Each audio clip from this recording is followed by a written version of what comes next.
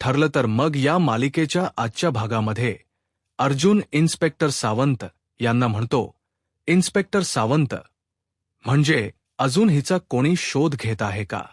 कुठल्या पोलीस स्टेशनला कोणी कंप्लेंट केली आहे का? हे कळू शकेल का? तर इन्स्पेक्टर सावंत म्हणतात की हो, मी इतर पोलीस स्टेशनला संपर्क साधतो, आपल्याला काहीतरी माहिती नक्कीच कळेल असं म्हणत इन्स्पेक्टर सावंत म्हणतात, मी येतो. आता इन्स्पेक्टर सावंत हे आपल्या कामासाठी निघालेले असतात, तर इकडे सायली अर्जुनला म्हणते, यातील एकीला जरी तिचं कुटुंब मिळालं तर किती बरं होईल ना, तिला तीच हक्काचं घर, तिला तिचं कुटुंब मिळेल. तर अर्जुन म्हणतो, काळजी करू नकोस, यापुढे तू आहेस आणि तुझ्यासोबत मी सुद्धा आहे आश्रमासाठी, आणि या सगळ्यांसाठी जे बेस्ट असेल तेच होईल, अजिबात काळजी करू नकोस. आता सायली आणि अर्जुनच हे बोलणं इथे मात्र श्वेताने ऐकलेलं असतं. आता काही वेळानंतर सायली अर्जुनच्या नकळतच श्वेता प्रियाला फोन करते, तर कॉन्स्टेबल प्रियाकडे मोबाईल घेऊन येतात आणि म्हणतात, प्रिया, श्वेताचा फोन आलाय. तर प्रिया म्हणते, ठीक आहे ताई, तोपर्यंत तू बाहेर थांबशील ना, असं म्हणत आता कॉन्स्टेबलला बाहेर पाठवून देते. प्रिया म्हणते, बोल श्वेता. तर श्वेता म्हणते, सायली आणि अर्जुनने वात्सल्य आश्रमचे रूपांतर आता राज्यस्तरावर केलं आहे आणि आता आश्रमाचे नवीन संस्थापक सायली, अर्जुन सुभेदार. आता प्रिया खुश होते आणि म्हणते, वा, छान बातमी दिलीस. खरं तर याच दिवसाची आपण केव्हापासून वाट बघतोय आणि आता खऱ्या अर्थाने मजा येणार आहे, कारण आता आश्रमात काही घडलं, काही झालं तर या सगळ्याला जबाबदार कोण? सायली, सुभेदार. अजून पुढे काय, अजून काही कळालंय का? तर श्वेता म्हणते, हो, बऱ्याच गोष्टी कळाल्यात. असं म्हणत श्वेता आश्रमात घडलेला सर्व प्रकार प्रियाला सांगत म्हणते की इन्स्पेक्टर सावंतही आले होते सायली, आणि अर्जुनने आश्रमातील प्रत्येक मुलाची नोंदही पोलीस स्टेशनला केली आहे. आणि हे सगळं सांगत असताना प्रियाला ती सगळं काही सांगते. प्रिया म्हणते, असंच बारकाईने लक्ष ठेव आणि प्रत्येक बातमी आमच्यापर्यंत पोहोचव. काहीही झालं तरी आता सायली अर्जुनला सोडायचं नाही, असं म्हणत प्रिया फोन ठेव. आणि त्यानंतर प्रिया नागराजला म्हणते, ऐकलत ना सगळं? मग आता हे सगळं काही राकेश आणि सचिनला सांगायचं आहे.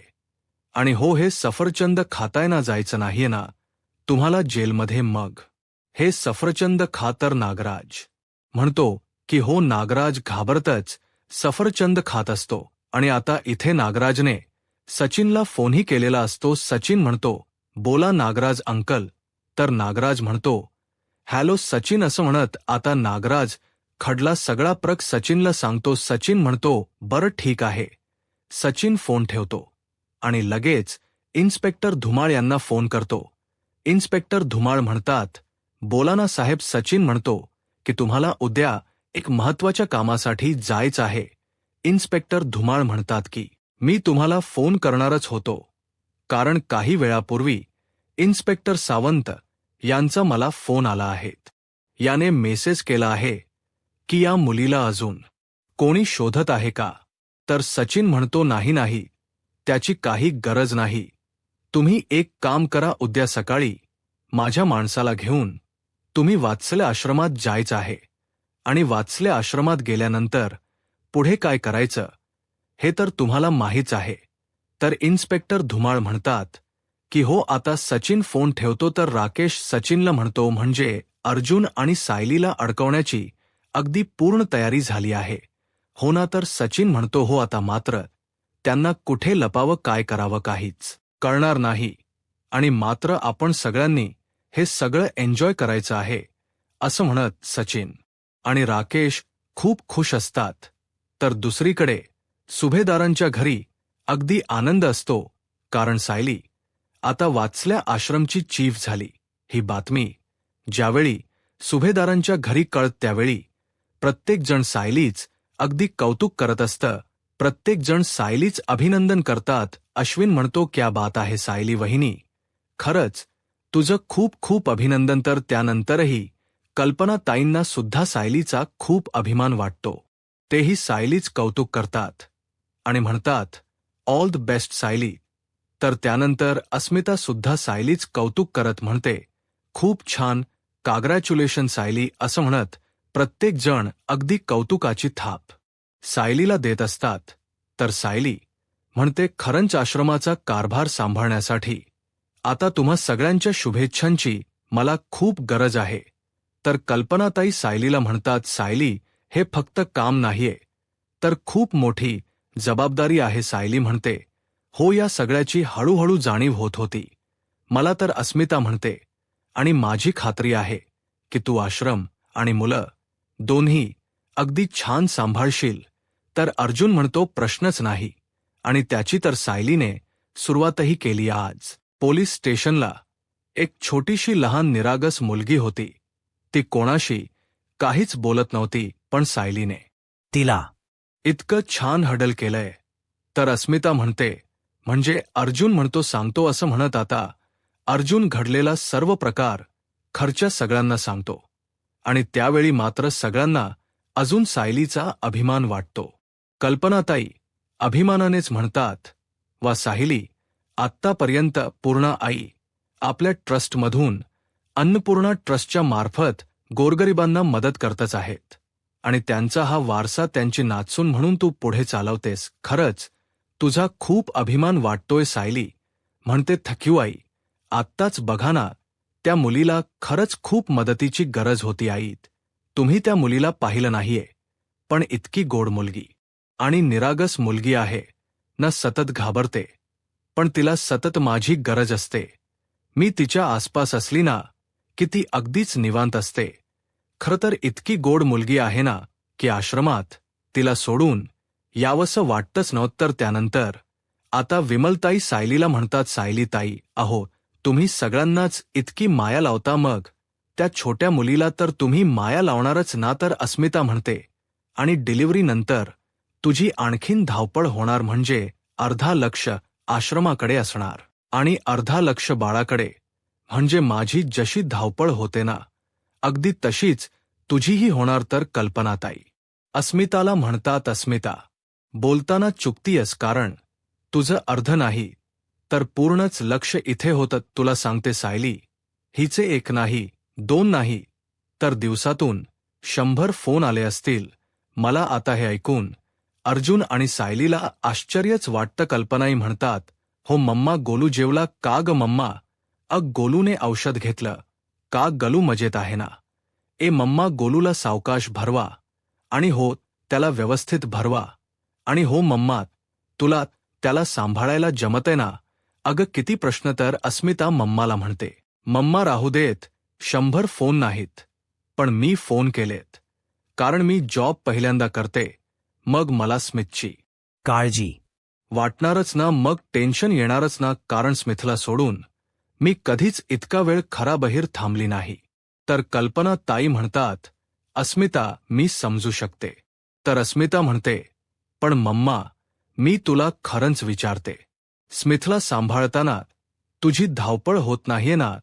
तुला कुठला त्रास तर होत नाहीये ना? तर कल्पना ताई म्हणतात नाही अग, मला कुठलाही त्रास होत नाहीये, माझी धावपळ होत नाहीये, मी स्मिथला अगदी छान सांभाळेन, तू अजिबात काळजी करू नकोस. तर विमलताई म्हणतात आणि हो ना, मी आहेस त्यांच्या मदतीला. तर अस्मिता विमलला म्हणते अगं पण विमल, तुझं स्वयंपाक घरातलं किती काम असतं, आणि त्या सगळ्यातून तू वेळ काढणार आहेस का? त्यात मम्माचे गुडघे दुखतात, आणि त्या स्मिथला उचलून घ्यायला हवं, त्याच्या मागून धावायला हवं, या सगळ्यामध्ये तिला खूप थकायला होत असेल, पण मम्मा मान्य करणार नाही.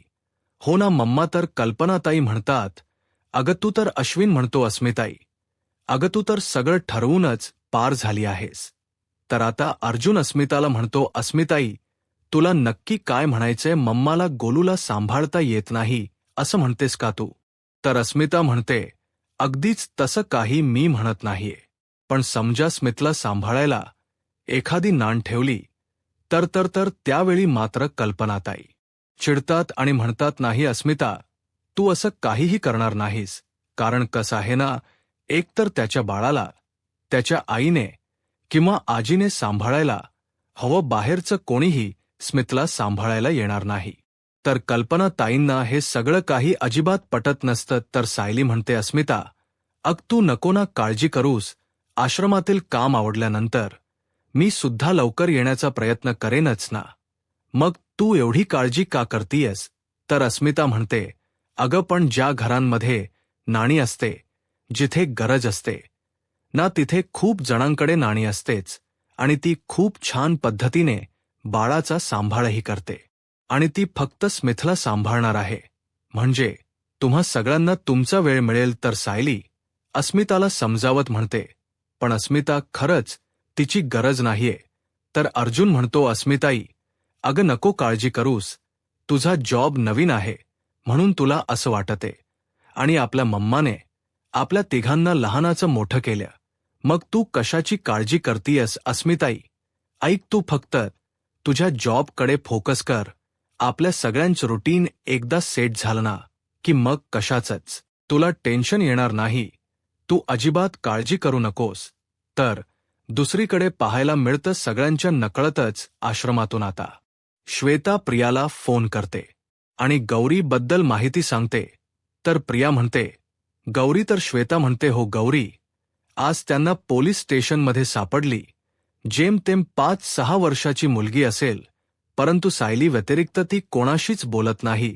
आम्ही जर तिला काही विचारलं तर काहीच बोलत नाही, पण जर सायलीने विचारलं तर अगदी मान डोलावून उत्तर देणार इतकी सायलीच्या मागे पुढे करत असते ना. सतत सायली सायली सायली.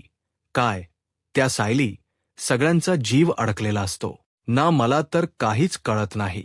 तर प्रिया आता श्वेताला म्हणते, हे बघ, ती कितीही लहान असली तरी तिच्यावर तू फक्त लक्ष ठेवायचं आहे. आणि हो, सगळ्यात महत्त्वाचं म्हणजे आता आपल्यासाठी महत्त्वाची आहे ती सोनल, कारण आता आपण त्या सोनलला उचलणार आहोत. तर श्वेता प्रियाला म्हणते, बरं ठीक आहे. तर प्रिया श्वेताला म्हणते, बरं ऐक, त्या सोनलच्या अंगावर म्हणजे कुठली जन्मखून वगैरे आहे का, किंवा एखादी अशी खून की जी आपल्याला वापर करून घेता येईल? तर आता श्वेता आठवते, आणि मग जन्मखून म्हणता येणार नाही, पण तिच्या मानेवर भाजलेल्याचा वरण मात्र आहे.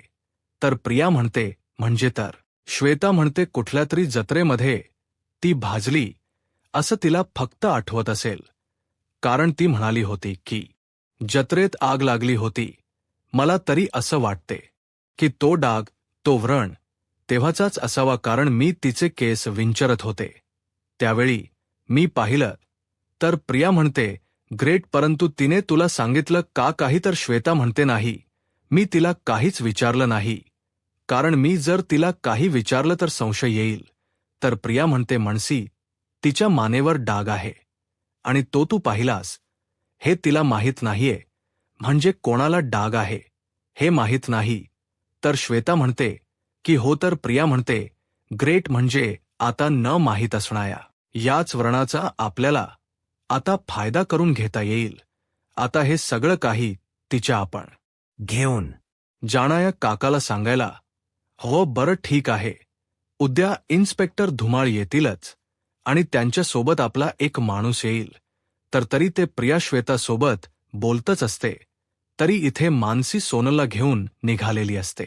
सोनलला खूप भीती वाटत असते.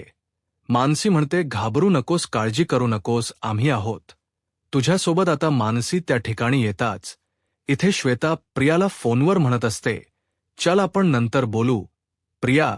आणि त्याच वेळी त्या ठिकाणी मानसी आलेली असते. मानसीने हे बोलणं ऐकलेलं असतं, परंतु त्या दोघींना पाहून मात्र मानसी दचकते, परंतु न घाबरण्याचं नाटक करत त्यांना म्हणते, तुम्ही एवढ्या रात्री कुठे निघालात? मानसी म्हणते, काही नाही. अग श्वेताताई, ही सोनल झोपेत अचानकच दचकली. ती घाबरली म्हणून मी कुसुमताईकडे घेऊन जात होती, परंतु कुसुमताईला इतकी गाढ झोप लागली, म्हटलं नको राहून देत, आपण तिला उठवणे योग्य वाटत नाही म्हणून तिला मधुभाऊंकडे घेऊन जात आहे.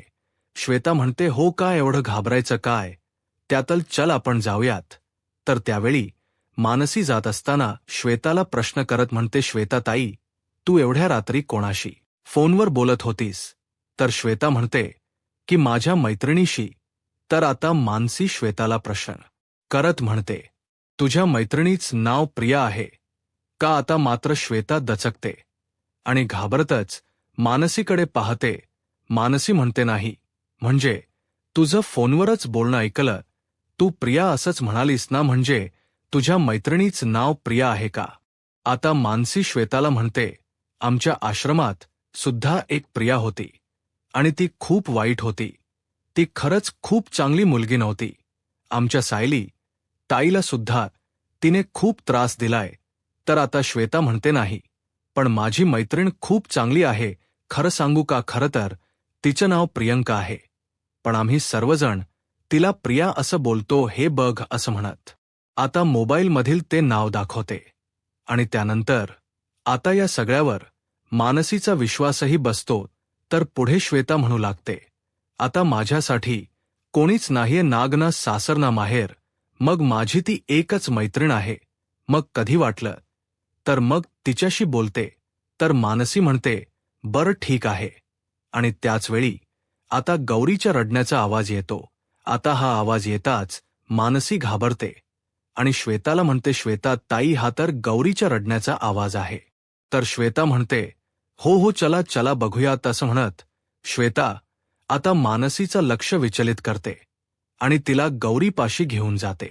तर दुसरीकडे सुभेद्रांच्या घरी आपल्याला पाहायला मिळतं ठरल्याप्रमाणे सायली आणि अर्जुन आपल्या मुलासाठी डायरीमध्ये पत्र लिहत असतात. आता अर्जुनच तर लिहून झालेलं असतं. अर्जुन सायलीला म्हणतो, झालं का तुझं? सायली म्हणते, हो, माझंही लिहून झालं आहे. आता अर्जुन दोन्हीही डाया कपाटात ठेवतो आणि त्यानंतर सायलीला म्हणतो, किती चेहऱ्यावर थकवा दिसतोय का तुझ्या, तू आराम कर बरं. तर सायली म्हणते, हो, आजकाल खूप थकायला होतं. हो, खूप दमायला होतं. म्हणजे किती धावपळ होते ना, सकाळी घरी स्वयंपाक करा, ते सगळे आवरावर, आणि त्यानंतर आश्रमात तिथलं कामकाज, या सगळ्याने खूप दमायला होत्य. हो मला. आणि या सगळ्यामध्ये झोप कधी लागते कळतच नाही. तर अर्जुन आपल्या बाळाला आवाज देत म्हणतो, बाळा, बघतोयस ना तुझी आई किती धावपळ करतीय, किती काम करतीय. तर अर्जुन सायलीला प्रश्न करत म्हणतो की बायको, मला एक सांग, आपलं बाळ तुझ्याशी बोलत का?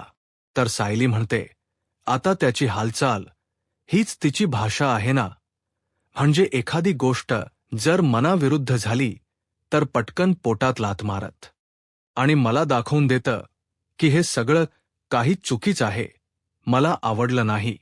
आता मात्र अर्जुनला हसायला येतं आणि अर्जुन मस्करीतच म्हणतो, अगदी आईवरच गेल्या. सायली म्हणते, काय? अर्जुन म्हणतो, सॉरी. तर अर्जुन म्हणतो, पण मला कळत नाहीये तो किंवा ती जन्माला आल्यानंतर आपलं बाळ कसं दिसेल. आता सायली आणि अर्जुन दोघंही विचार करत असतात. अर्जुन म्हणतो, पण मला माहिती आहे माझं बाळ हे अगदी माझ्यासारखंच दिसत असणार. तर सायली म्हणते, बरं, काही हरकत नाही नाग, तर तुमच्यासारखंच दिसायला हवं. तर अर्जुन म्हणतो, आणि हो, डोळे मात्र तुझ्यासारखे हवेत. तर सायली म्हणते, आणि हनुवटी तुमच्यासारखी. तर अर्जुन म्हणतो, आणि स्माईल तुझ्यासारखी. अर्जुन म्हणतो, अग, आपण एक काम करूयात का? आपलं बाळ कसं दिसतं हे आपण दोघांनाही इमॅजिन करू आणि तस चित्र काढू, चालेल का? आता हे ऐकून सायली सुद्धा खुश होते आणि सायली सुद्धा चित्र काढायला तयार होते. आता सायली आणि अर्जुन दोघेही चित्र काढायला घेतात. दोघेही खूप खुश असतात. तर दुसरीकडे आश्रमात आपल्याला पाहायला मिळतं, गौरी खूप रडत असते. सर्वजण तिला शांत करण्याचे, सावरण्याचे प्रयत्न करत असतात, परंतु ती निराश गौरी मात्र काही शांत होत नसते. कुसुमताई म्हणतात, अगं, काय झालंय? कशाला ला रडतेस? एवढी नक्की काय झालंय? कारण गौरीने अक्क आश्रम डोक्यावर घेतलेलं असतं. आश्रमातील प्रत्येक मूल गौरीला शांत करण्याचं, तिला समजावण्याचा प्रयत्न करत असतात, परंतु गौरी मात्र कोणाचं काही ऐकून घेण्याच्या मनस्थितीत नसते. आता श्वेताही येते. गौरीला म्हणते, काय झालं गौरी बाळा, तुला खाऊ हव्य का? खाऊ देऊ का? परंतु गौरी मात्र काही ऐकून घेत नसते. मधुभाऊ, काका सर्वच जण येतात. गौरीची विचारपूस करतात, तिला शांत करण्याचा प्रयत्न करतात, पण काही केल्या गौरी मात्र शांत होत नसते. अख्खा आश्रम तिने डोक्यावर घेतलेलं असतं इतकी रडत असते की सगळ्यांनाच तिची खूप काळजी वाटत असते. तर मधुभाऊ आता कुसुमताईंना म्हणतात, कुसुम तू एक काम कर, साहूला फोन कर आणि तिलाच बोलावून घे, कदाचित ती आल्यानंतरच ही शांत होईल. तर कुसुमताई म्हणतात, पण आता कसा कॉल करणार, किती उशीर झालाय, इतक्या उशिरानंतर सायलीला फोन कसा करू मी. तर मधुभाऊ म्हणतात, कर, काही हरकत नाही, कारण ती का रडते हे तर आपल्याला कळायला हवंच ना. तर कुसुमताई म्हणतात, हो पण नाहीच कळत आहे, ती नक्की का रडते. तर कुसुमताई पुन्हा एकदा गौरीला विचारतात, काय झालंय बाळा, तू का रडतेस, काही हव्य का तुला. आता श्वेता सुद्धा गौरीला शांत करण्याचा प्रयत्न करत असते, परंतु गौरी मात्र काही शांत होत नसते. तर दुसरीकडे सुभेदारांच्या घरी आपल्याला पाहायला मिळतं, अर्जुनने आता चित्राचा सगळा सेटअप रेडी केलेला असतो. तर आता सायली पेन हातात देते आणि अर्जुनला म्हणते, करा सुरुवात. अर्जुन म्हणतो, म्हणजे तुला शांत बसायला सांगितलं तरी तू ऐकणार नाहीस ना. सायली म्हणते, नाही, असे म्हणत आता अर्जुनला म्हणते, चला आपण सुरुवात करूयात का. अर्जुन म्हणतो, हो पण सुरुवात कशी करायची. तर सायली म्हणते, गोल चहाराच आणि घुबरे गाल असणार आपलं बाळ. आता अर्जुन तस चित्र काढायला सुरुवात करतो, तर सायली पुढे म्हणते, आणि हो नाक तुमच्यासारखं. आता दोघेही नाक पाहतात आणि तस आपल्या बाळाचं नाक काढतात आणि त्यानंतर सायली एक एक करून वर्णन सांगत असते आणि अर्जुनच स्केच चालू असतं. आता फायनल स्केच रेडी झालेलं असतं आणि दोघंही त्याकडे पाहत हसू लागतात, कारण दोघांनी इतकं भयंकर चित्र काढलेलं असतं की त्यानंतर अर्जुन सायलीला म्हणतो, आपल्या बाळाने हे जर चित्र बघितलं ना तर ते आपल्यावर खूप चिडेल, कारण इतकं भयंकर आपण त्याच चित्र काढले ना की तो मात्र आपल्यावर इतका चिडेल की मग मात्र आपलं काही खरं नाही. तर अर्जुन सायलीला प्रश्न करत म्हणतोय, पण आपलं बाळ खरंच असं दिसत असेल तर खरंच खूप कठीण आहे.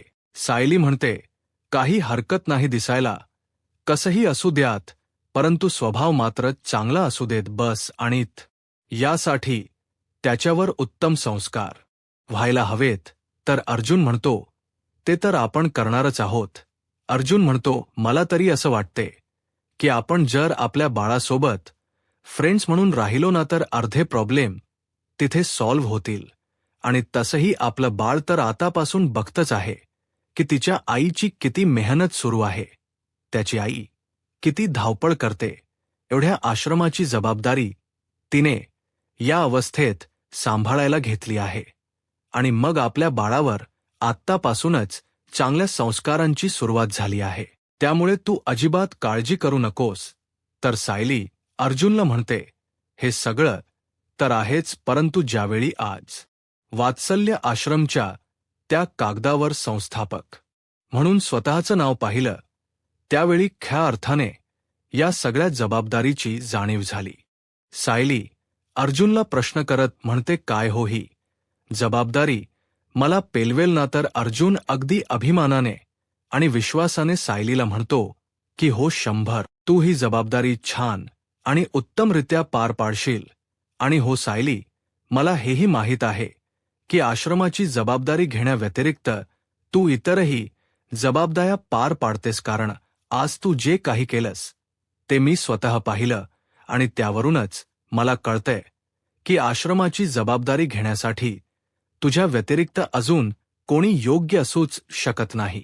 अगास ती गौरी किती रडत होती, पण तू मात्र तिला अगदी व्यवस्थित हँडल केलं आणि त्यावरूनच कळतं की तुमचं बॉन्ड किती स्ट्रॉंग आहे.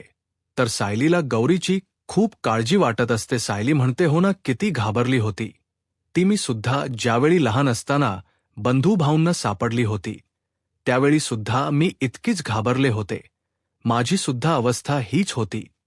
त्यावेळी त्या गोष्टीचा इतका मला त्रास झाला की त्या सगळ्या गोष्टी मी तिथेच सोडून दिल्यात. खरंच तर आज ज्यावेळी मी गौरीला पाहिलं त्यावेळी मला माझ्या लहानपणीची आठवण झाली आणि मला गौरीला तिथे सोडून येण्याची इच्छाच होत नव्हती, परंतु मला तिला तिथे सोडून यावं लागलं. अहो, पण मी आता कुसुमताईंना फोन करू का आणि विचारू का गौरी झोपली आहे का? तर अर्जुन सायलीला म्हणतो, मी जर नाही म्हणालो तर तू फोन करणार नाहीयस का? कर बरं. आता सायली फोन करण्यासाठी मोबाईल हातात घ्यायला जाते, परंतु त्याचवेळी कुसुमताईचाच फोन आलेला असतो. तर सायली अर्जुनला म्हणते, अहो तर कुसुमताईचाच फोन आला आहे.